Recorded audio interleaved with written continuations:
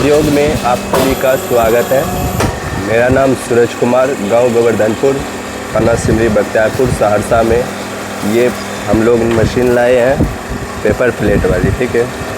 और हमारा उद्घाटन भी कल के डेट में हो चुका है। विश्वकर्मा पूजा वगैरह सब कुछ कर लिया है हम लोग। अभी आप लोगों को दिखा रहे हैं किस तरह पेपर प्लेट बफर में कटता है, ठीक है। तो दोस्तों ये देखिए दोस्तों, पेपर प्लेट बफर में किस तरह करता है, आप लोग देख सकते हो लाइव वीडियो।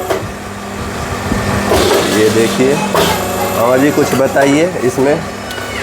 ये अभी हम लोग 140 GSM का बफर काट रहे हैं।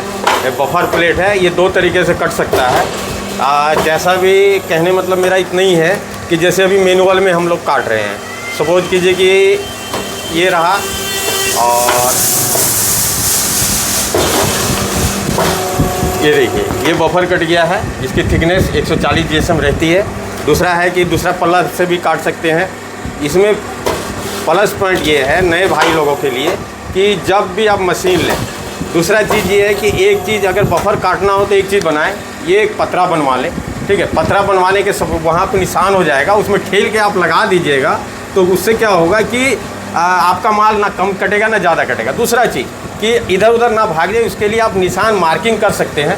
उससे क्या वो निशान में एडजस्ट करके उसके बराबर लेके जाएं। और जैसे कि मैं मान लो सपोज कीजिए कि ये मैं लेके जा रहा हूँ, ये मेरा सीट हो गया, ये सीट हो गया, ये मैंने यहाँ से दबाया मैनुअल में और ऐसे मैंने काट लिया, ठीक है। तो निशान पे जाएगा तो साइड ये आपका जो कोर है ये बिल्कुल नहीं कटेगा। ये साइड जो कोर है बिल्कुल नहीं कटेगा। इसका यूज आपको पता ही है कि कहाँ करना है।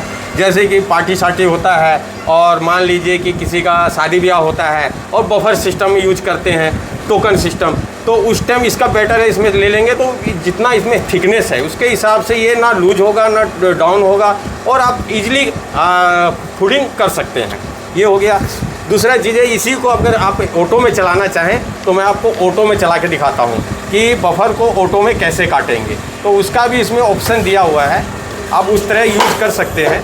जैसे कि समझ लीजिए मैंने ये सीट को काट दिया।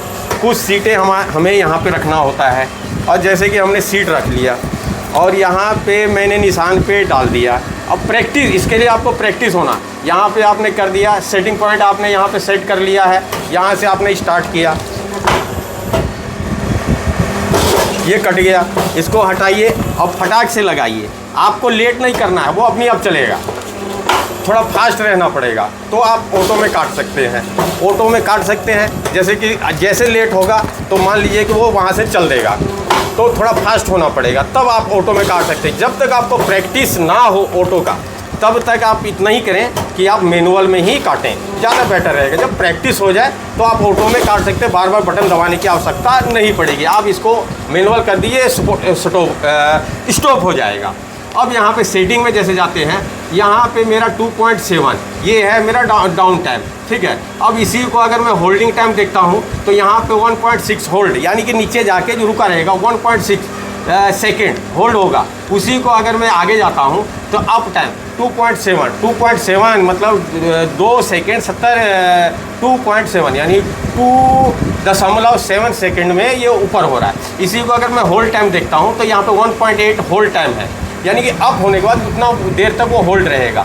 तो इसके हिसाब से इसको कम ज़्यादा कर सकते हैं। यहाँ कम करना ज़्यादा करना हो यहाँ से बढ़ा दिए, कम करना हो यहाँ से कर दिए और उसके बाद रीसेट कर दिए। ये आपका रीसेट है, यहाँ से रीसेट हो गया। अब उस हिसाब से सेट कर सकते हैं कितनी देर में आप लगा पा रहे हैं, वो चीज़ जानना होगा, पहचानना होगा। और बफर का है। दूसरा चीज़ है, अगर ये मशीन ले रहे हैं इसमें दो चीज़ें यूज कर सकते हैं। कभी भी गलती से आप एक काम कीजिएगा, चैन वाला मत लीजिएगा। टाइमर आता है, एक तो टाइमर आता है, चैन वाला लेने में दिक्कतें आएगी। इसमें बेटर आपको बफर काटने में रहेगा, रिंकल काटने में रहेगा, सर्कल काटने में रहेगा। लेकिन मेरा कहना यही है कि आप चैन सिस्टम ना लें, ये ओल्ड हो गया। ओल्ड में आपको चैन नहीं लेना है, ये विशेष ध्यान दीजिएगा। हमारे से कहीं ना कहीं मिस्टेक हुई है, हम अपनी गलतियों को एक्सेप्ट करते हैं और सीख से ही सीख मिलता है। जब तक गलती नहीं कीजिएगा तो सीख नहीं मिलेगा। ये भी कुछ बातें होती है। ज़्यादा ना कहते हुए अपने वाणी को विराम देता हूँ। जय हिंद, जय जोहार, वंदे मातरम।